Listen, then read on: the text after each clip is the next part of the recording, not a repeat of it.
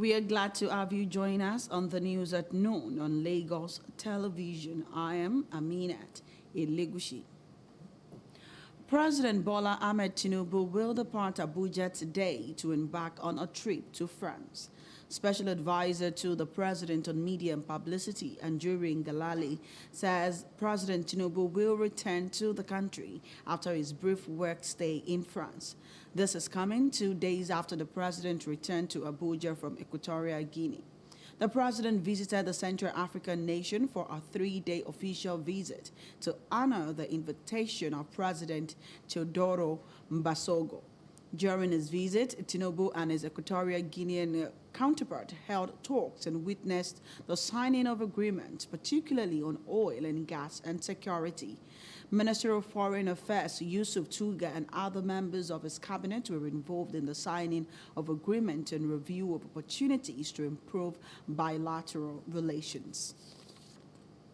President Bola Tinubu has issued a directive to reduce the size of Nigeria's official delegation to the forthcoming United Nations General Assembly meeting in New York, United States of America. Chief of Staff to the President, Femi Gbajabiamila, said the decision is to streamline Nigeria's delegation to the 79th session of UNGA in September as part of the administration's commitment to ensure prudent management of resources and reduce the cost of governance, highlighting the need for the State House and agencies under its supervision to ensure that its functions are guided by regulations, policy decisions, and presidential directives. Gbajabiamila hinted at upcoming policy announcements aimed at ensuring efficient service delivery in government operations. The Chief of Staff urged heads of agencies to comply strictly, adding that the president is listening to the concerns of Nigerians and is committed to addressing them diligently.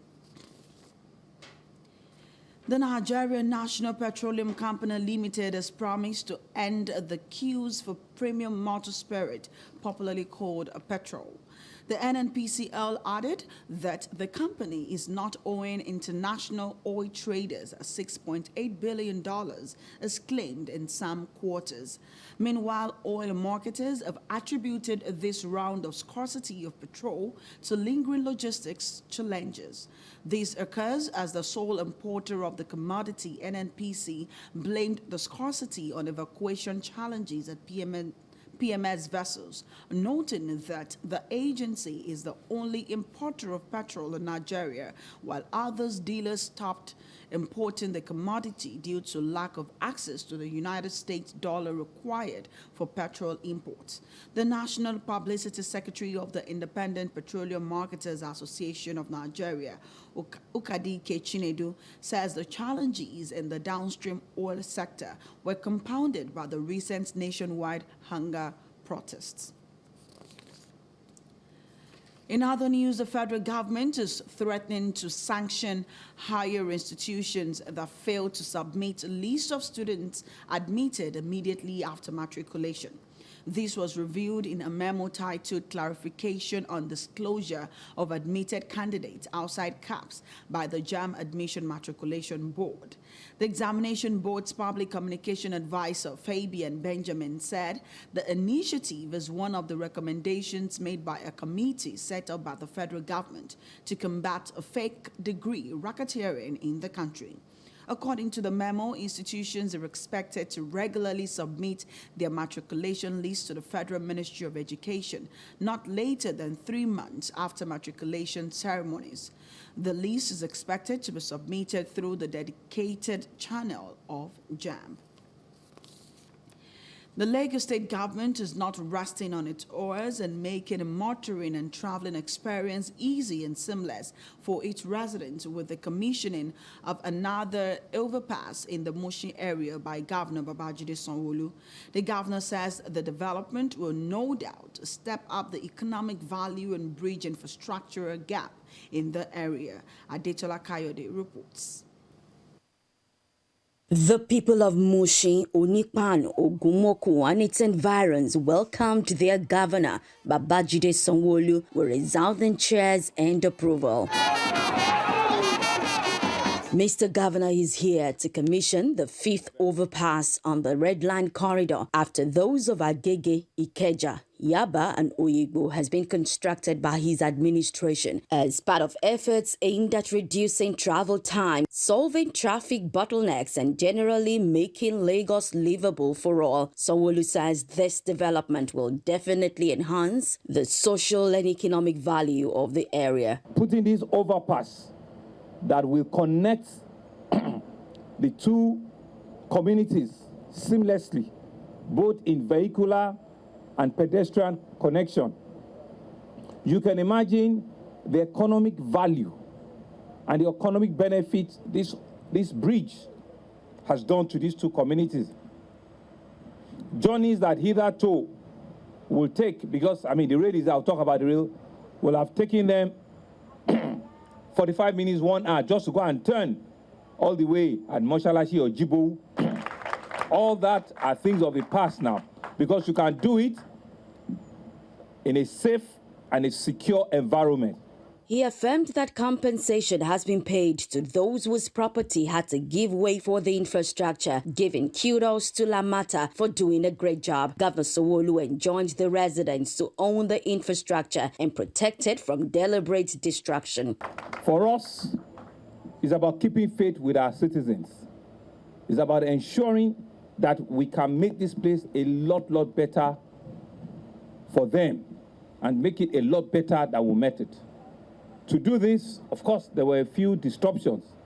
Houses have to be shaved off, and you've seen that new modern buildings are even coming up because all of them were adequately compensated. Members of the Lagos State Executive Council, including the Deputy Governor Obafemi Hamzat, joined Governor Babajide Sanwo-Olu at the commissioning of the final overpass built for construction on the part of the Lagos State government, awaiting the fulfillment of the federal government's part of the bargain. Adetola Kayode, OTV News. In sport, Goodluck Teso of Benue State and Joy Emmanuel from Lagos will be embarking on training tour to the United States after winning the Adewale Issa Foundation Junior Tennis Championship. At the finals of the tournament held in Lagos, organizers confirmed the training tour is rewards for both players as other competitors got prizes. We have details in our sports report. Teso underlined his impeccable ball-hitting skills and techniques defeated Kingsley Godwin to win the boys under-12. The Benue State player had taken the first set 6-0 before trailing 0-5 in the second set in what looked like a quick win for his opponent. In a swift turn of fate, 11-year-old Teso started picking his points one rally at a time and won 7 games on a bounce, saving multiple set points to emerge the undisputed national under-12 champion. This is my first time of coming to this tournament. I feel very excited. I feel so happy to win this tournament. I feel a lot. I train every day. I do workouts every day. Emmanuel defeated 7-year-old Karina Okwuene in what was an unprecedented run-of form for the runner-up at the championship. Okwuene, who trains at the Goodluck Jonathan Tennis Foundation in Bayelsa State, had played the competition with illness, yet she managed to reach the final of the national tournament for the first time in her fledgling career. In the final of the under-14 category, Gloria Samuel from Ekiti State won her first title after defeating national under-12 champion Mofifoluwa Atilola from Lagos. Last 2 years, I came to this tournament. They defeated me in first round.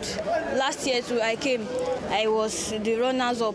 But this year, I promised myself that if I can win this tournament, that I'll be so happy. Another Ekiti State player, Sheyi Ogunshaki, could not reenact his pre-tournament form as he fell to Niger State's Amir Mohammed in the boys under-14 final. Bright Emmanuel from Lagos defeated Favor Godwin from Abuja in the girls under-16 final, while Aminu Ibrahim got the better of Yohana Yakubu in the under-16 final between two Abuja boys. 200 players from 20 states across the country participated in the 5th edition of the National Championship held at the tennis section of the National Stadium Surulere. When we started with maybe about 100 kids, and last year it was more than the year before. So we expected that it's going to be more this year, even though we did not anticipate it's going to go over 200.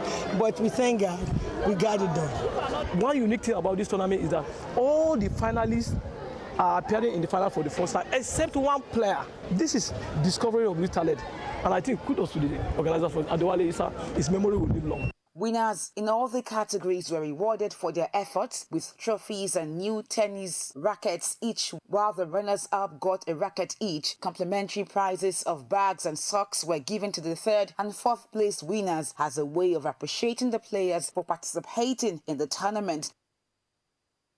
And on the foreign scene, United States Secretary of State Antony Blinken says, and now is the best time to secure a ceasefire and hostage release deal in Gaza.